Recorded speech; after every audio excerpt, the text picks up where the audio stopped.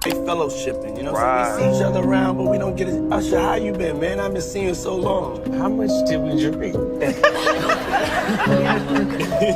You don't even know what's going on. You trying to say something, Usher? I'm trying to say something. What do you want to say? I don't know if I should, but I'm trying. You drank that beer, you drank 2 shots of tequila. Yeah, right. You drank 1 Kuiper Roach. Let me say fired up. Yeah. That's your group, right? Fired up. I like the Fired up. Your forehead is sweating like Uncle Leroy. It's hot as hell. It ain't that hot. What's more? It's your result of being around that man, Sean Puffy Combs. I don't sleep to this day. I have a problem sleeping to this day. Like, yo, man, I'm here to work, man. I ain't sang in a week. I mean, I'm 13 years old, and I'm telling him, look, you're gonna put me in the studio, man. Some documentaries drop quietly. Others land like somebody threw a match into a warehouse full of old industry stories and shouted, "Let's revisit everything." The moment the 50-cent doc buzz started circulating and fans began connecting into conversations about the Diddy and Usher timeline, the internet didn't scroll. It snapped to attention like it heard its name in a group chat. Reaction channels woke up. Debate panels stretched their vocal cords. Comment sections put on boxing gloves. Suddenly, everybody's a timeline expert, a culture historian, and a certified pause and zoom analyst with a Wi-Fi connection and a strong opinion. Fans are saying the doc didn't just revisit history, it rearranged the furniture and labeled the drawers. Critics are saying everybody needs to calm down and actually watch the full context before building a courtroom out of captions. This isn't just documentary. Buzz, this is legacy debate with surround sound. The kind that makes reality TV look like a meditation app. One clip, one quote, one carefully edited segment, and boom. The internet is building theories like it's getting paid per conclusion. The internet doesn't watch documentaries quietly anymore. It interrogates them like they're suspects with Wi-Fi. And the moment buzz started building around 50 Cent's documentary and fans began saying it shakes up how people look at parts of the Diddy and Usher timeline era. The timeline didn't scroll. It stiffened. Reaction channels sat upright. Comment sections put their glasses on. And self-appointed culture analysts, certified by confidence alone, started building threads longer than movie credits. Because when a heavyweight name in hip-hop media drops a documentary that revisits industry chapters people already argue about in barbershops, podcasts, and late-night comment wars, the reaction is never calm. This isn't background streaming. This is cultural noise with surround sound and subtitles in all caps. The first wave wasn't rage. It was curiosity. And curiosity online is more dangerous than outrage. Outrage burns hot and fast. Curiosity sticks like glue. Preview clips started circulating. Quotes got reposted. Short segments traveled across platforms with captions written like suspense trailers. Not full context, just enough flavor to activate the speculation engine. And the speculation engine runs on premium fuel and zero brakes. Fans began saying the documentary reopens. Discussion around industry timelines, mentorship eras, power, circles, and behind-the-scenes culture from certain periods. Not verdicts, conversations. But the internet has a legendary habit of turning conversations into conclusions before the buffering circle finishes spinning. Reaction creators hit upload like it was a fire drill. Timeline breakdown. What this changes. Hidden. Meaning explained. Thumbnails looked like everyone just discovered a secret basement under hip-hop history. Shock faces. Red arrows. Circles around timestamps like buried treasure coordinates. Supporters of the documentary approach say, revisiting complicated eras is necessary and healthy. That culture can't grow if history only gets polished and never questioned. Critics say documentaries are still storytelling products, shaped by editing choices, pacing, and perspective framing. Both sides believe they're being reasonable. Neither side is being quiet, and once debate starts, the algorithm brings snacks and extra chairs. The moment names like Diddy and Usher appear in the same orbit as documentary buzz. Attention gravity multiplies. Big names bend timelines. Not because new confirmed facts magically appear, but because renewed focus pulls everything nearby into the spotlight. Spotlight creates discussion. Discussion creates interpretation. Interpretation creates headlines that sound louder than the original footage. Podcast panels jumped in fast because nothing fuels 3-hour conversations like 10 seconds of controversial clip energy. Hosts leaned forward like courtroom attorneys. Guests said phrases like industry context and era dynamics like they were unlocking secret levels. Half the arguments were about interpretation, not information, but interpretation pays in engagement currency just fine. Let's talk about clip velocity, the internet's favorite superpower. A 2-minute segment will always outrun a 2-hour documentary. Always. Context travels by bus. Clips travel by fighter jet. By the time the full explanation arrives, the highlight moment already has theme music and fan theories. Meme culture arrived early, loud, and undefeated. Fake timeline charts. Mock industry vault folders. Parody investigation boards made from screenshots and digital string. When memes industrialize a topic, it stops being temporary and becomes cultural wallpaper. Another multiplier is mystery space. Documentaries often raise questions instead of closing them. That's intentional storytelling, but online, open questions are treated like empty parking spaces where speculation immediately parks a truck. Humans hate unanswered gaps.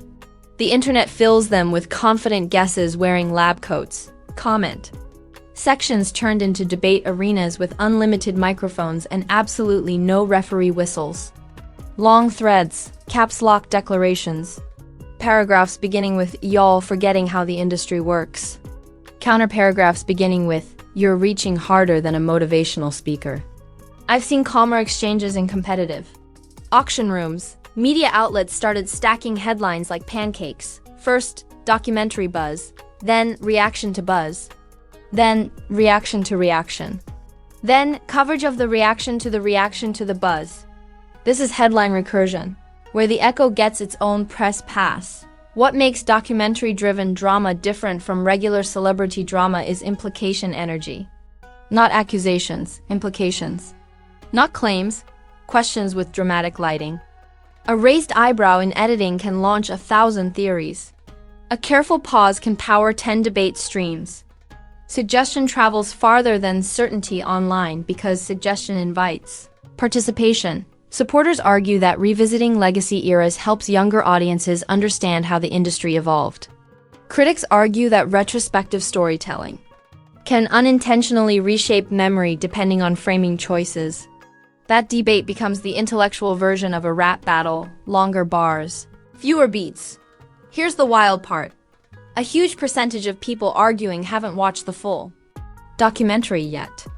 They're reacting to reactions of previews of discussions about segments of commentary. That's not secondhand information. That's fourth-generation telephone game with HD thumbnails and dramatic music. Still, the curiosity wave keeps rising. Because behind-the-scenes narratives always outperform front-stage performances in engagement metrics.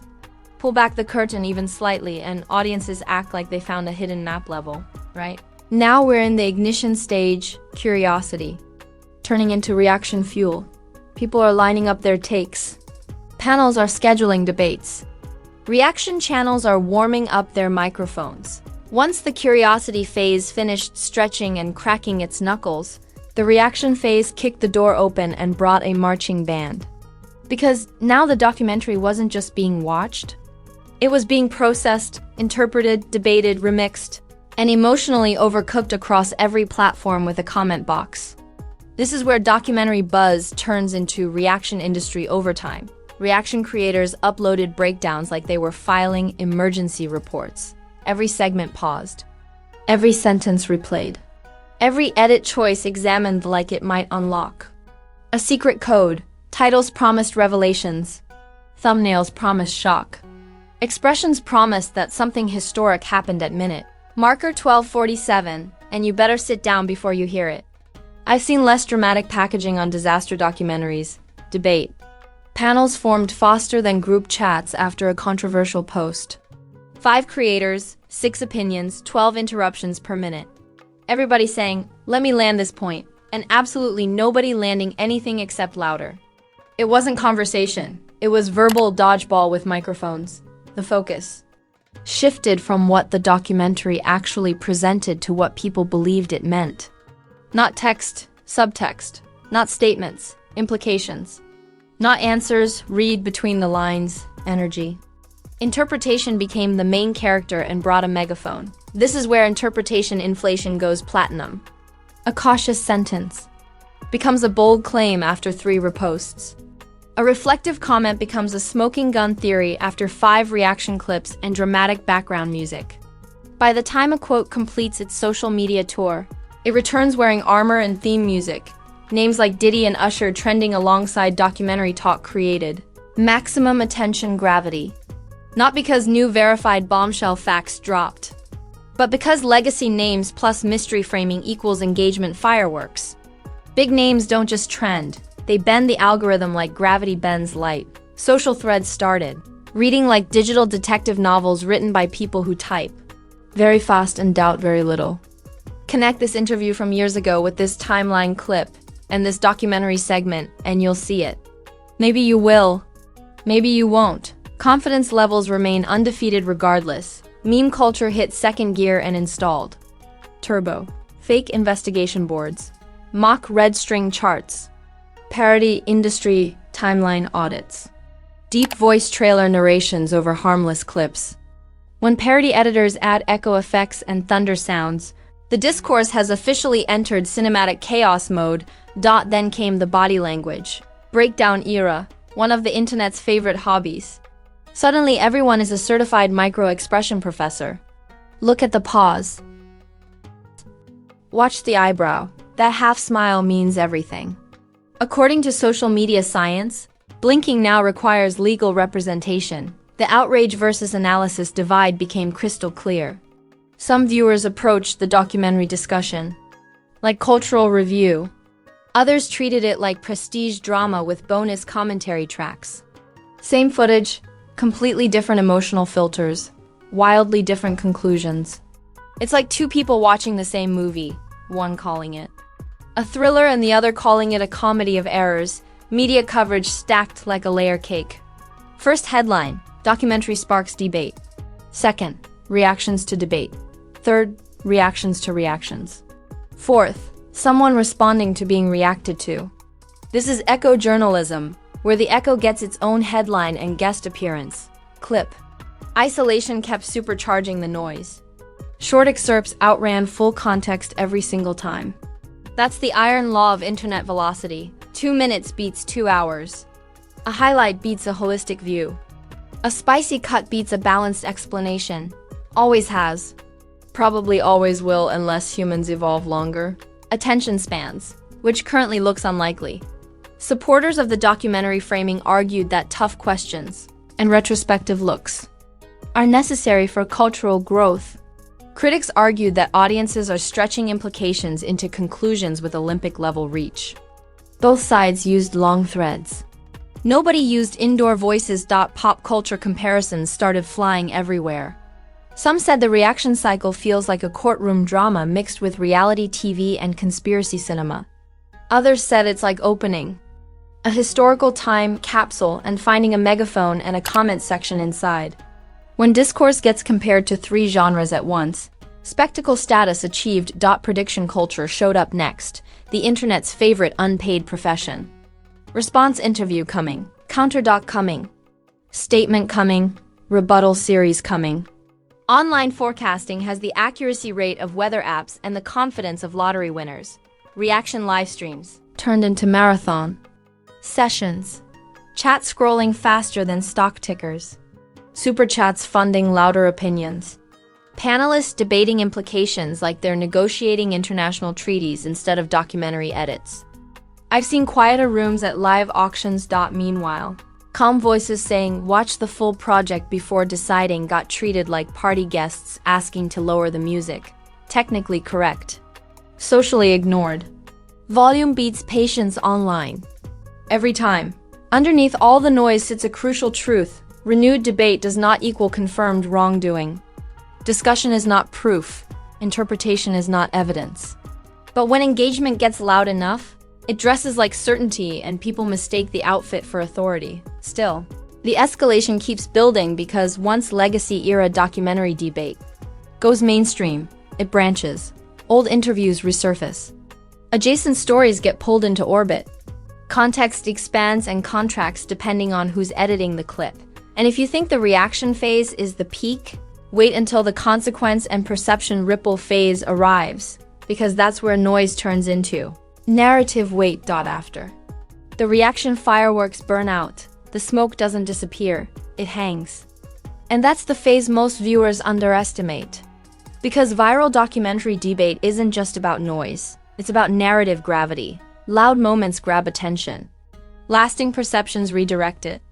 And when a high-profile documentary restarts timeline conversations around major industry eras and legendary names, the aftershock travels farther than the initial boom. This is where the timeline stops arguing about clips and starts resorting memory.